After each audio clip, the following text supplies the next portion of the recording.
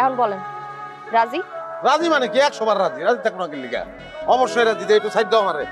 এই কবুল কবুল কবুল। ধর ভাই আগে কবুল বলতেছেন আমার তো একটা ভূমিকা আছে। ও আচ্ছা আচ্ছা আচ্ছা বলেন বলেন বলেন। আসলে এক্সাইটেড হয়ে গেছি তো। আমি ইসাপুর নিবাসী মুজাফফর ঘটকের পুত্র। আরে আপনারা বলতেছেন কেন? বলুক ভাই ভর্তিতে বলতেছে একটা দিনই তো বলেন আপনি। মুজাফফর ঘটকের পুত্র নান্টু ঘটকের সাথে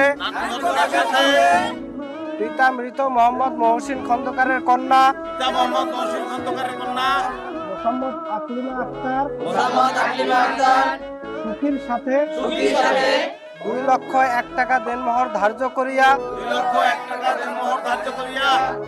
বিবাহ সম্পন্ন করিলাম। এবার আপনি কবুল বলেন। এই ঘরে এই খবরদার কবুল কেউ করবেন না। কবুল আমি একলা কবুল। গোষ্ঠী শুদ্ধ মানুষের কাছে তো আমার বউরে আমি বিয়া দেবো না। কবুল কবুল কবুল বুঝছে? এবার আপনি কবুল বলেন। হ্যাঁ কবুল পেয়ে কবুল।